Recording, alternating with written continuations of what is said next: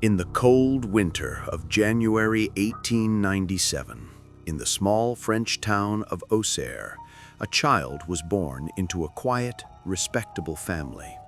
His name was Marcel André Henri Félix Petiot. To the neighbors, the Petiots were ordinary, hard-working people, the kind who blended into the background of provincial France.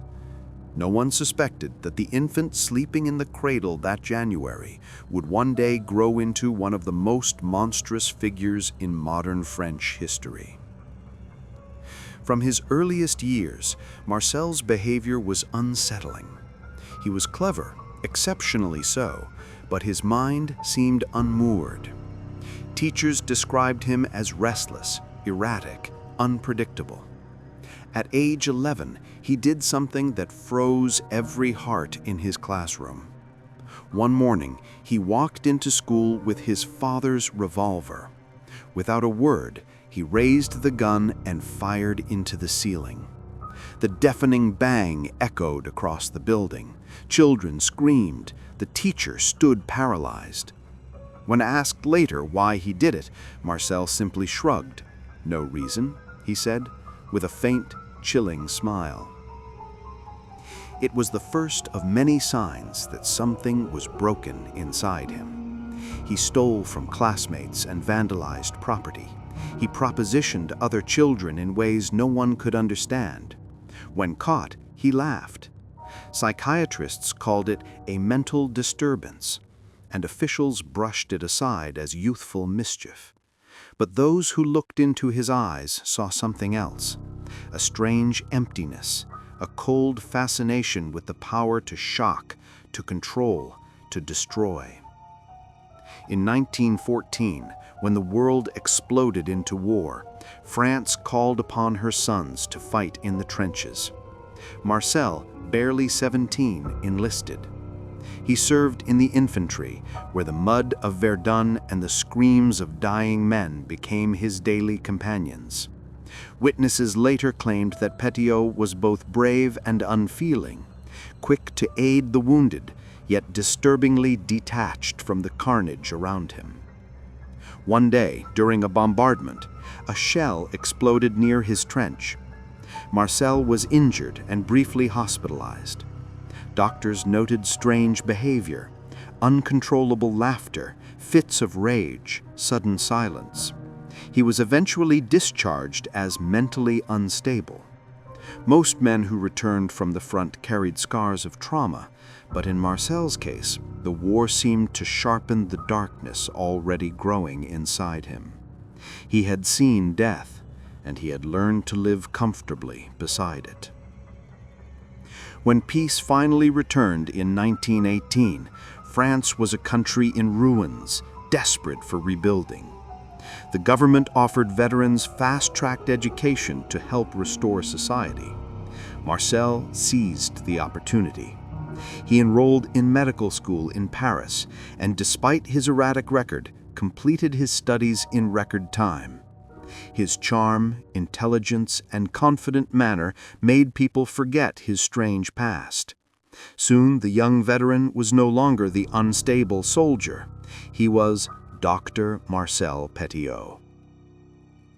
By the early 1920s, Dr. Petiot had opened his first practice in Villeneuve-sur-Yonne, a small town south of Paris. Patients found him charismatic, attentive, and unusually generous with his prescriptions. If someone complained of anxiety or pain, Petiot would quietly slide a vial of morphine or cocaine across the desk. His patients adored him. They called him the kind doctor.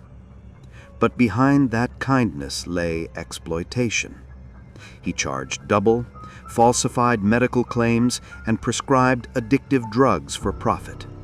He performed illegal abortions and pocketed government payments intended for the poor.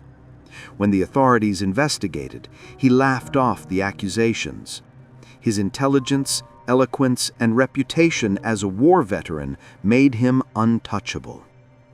In 1930, despite his growing list of scandals, Petiot was elected mayor of Villeneuve-sur-Yonne. Power suited him. He moved into a large house, married a woman named Georgette Lablé, and soon became the father of a son, Gerhardt. The townspeople saw a respectable family man. But as months passed, rumors spread about missing valuables, unpaid debts, and strange smells from his property. When confronted by officials, Petiot staged outbursts of indignation, accusing others of jealousy and corruption.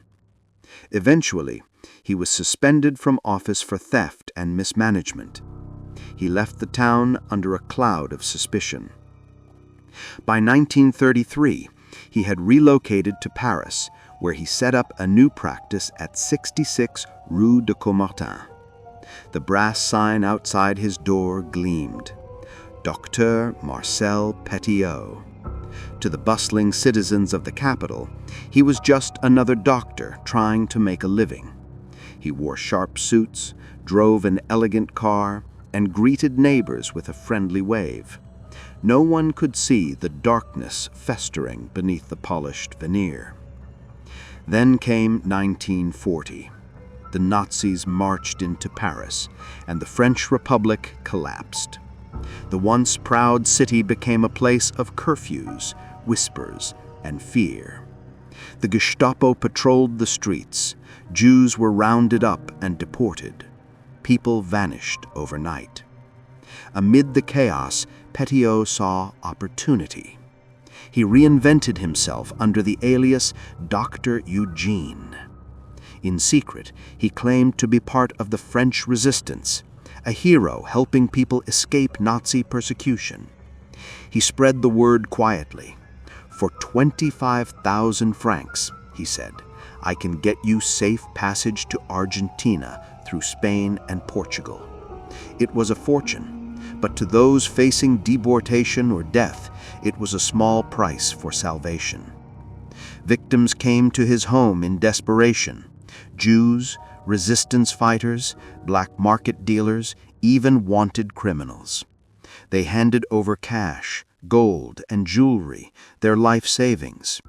Petiot assured them everything was arranged. He told them that before traveling, they needed to be vaccinated against foreign diseases. Trusting him as a doctor, they agreed. He prepared a syringe filled with what he said was inoculation fluid. It was cyanide. Within seconds of the injection, their victims convulsed and collapsed.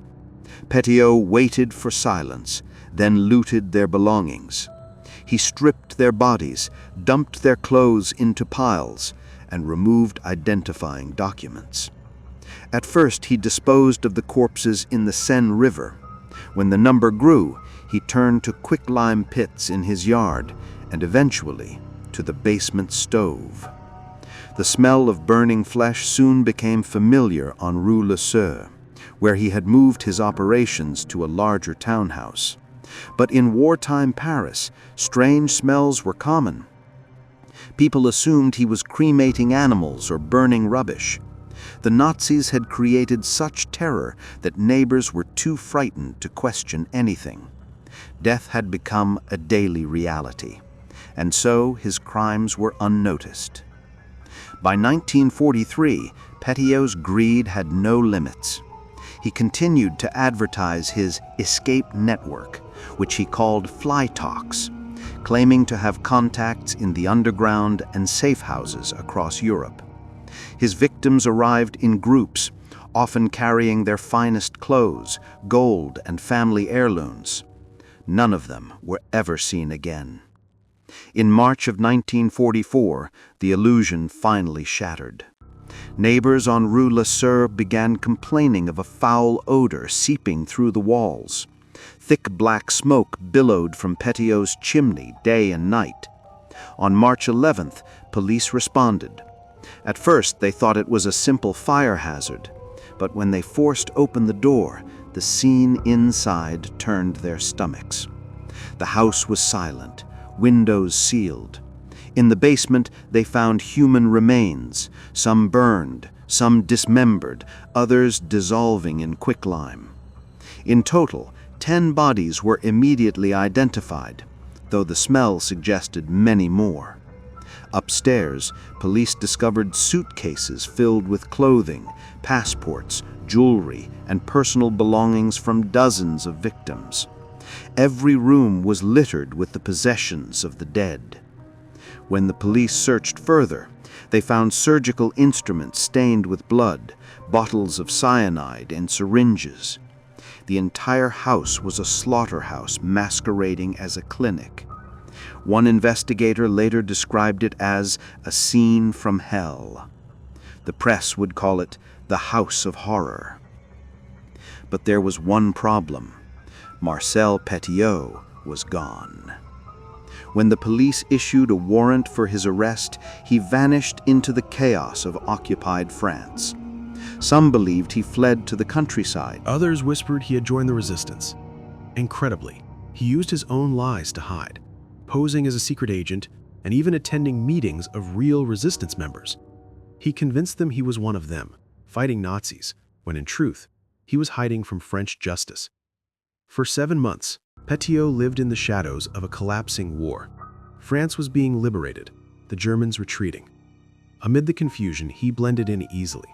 He carried false papers, changed names, and moved between safe houses. The irony was cruel. While true heroes died in the streets fighting tyranny, this murderer walked free, protected by the very myth he had created. Then, on the night of October 31, 1944, fate intervened. At a Paris metro station, a man in a trench coat and scarf drew the attention of a police officer.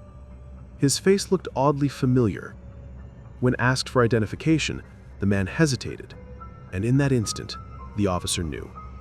The fugitive doctor, the killer from Rue-les-Sures, had been caught.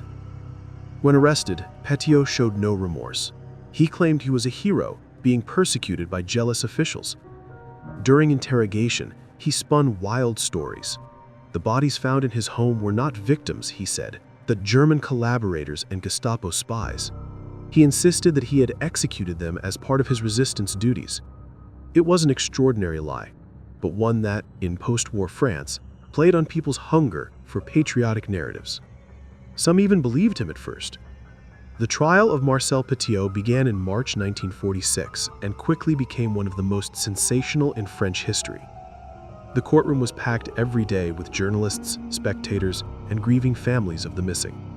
Petiot, wearing a dark suit and a smirk, treated the proceedings like theater. He joked with guards, insulted the prosecution, and claimed to be a misunderstood savior. "I only killed enemies of France, informers, traitors, Germans. I am a patriot, not a murderer." But the evidence was overwhelming. Witness after witness described relatives who had gone to Petiot seeking escape and never returned. Forensic experts testified about the cyanide injections, the mutilated bodies, the burnt remains. The items found in his home matched the possessions of the missing. Every suitcase, every ring, every photograph told the same story. When the verdict came, the courtroom fell silent. Marcel Petiot was found guilty of 26 murders, though investigators believed the true number was far higher, possibly over 60. The judge called him a man of diabolical cunning and bottomless greed. Petiot listened without expression.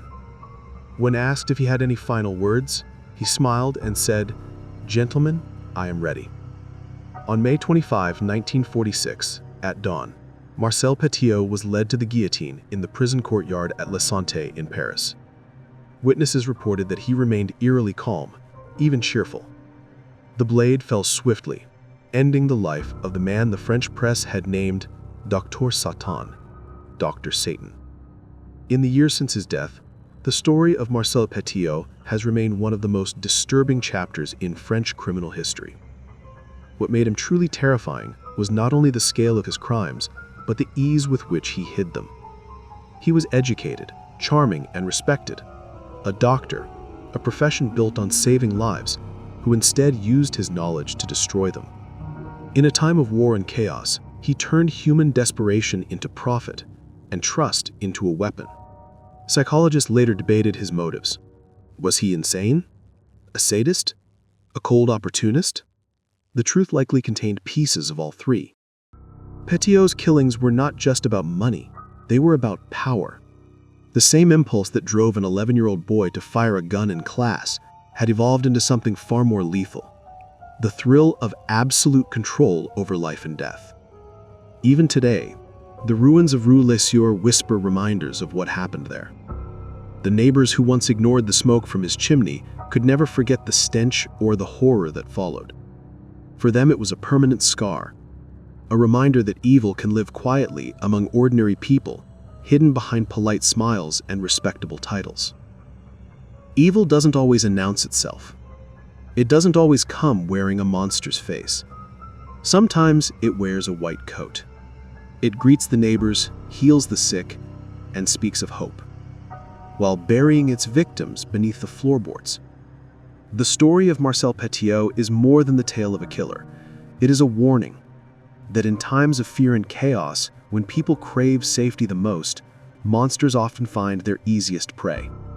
He was not a creature of the night, but of human society, a man who thrived on trust, who weaponized compassion, and who proved that the scariest villains are those who smile while they kill.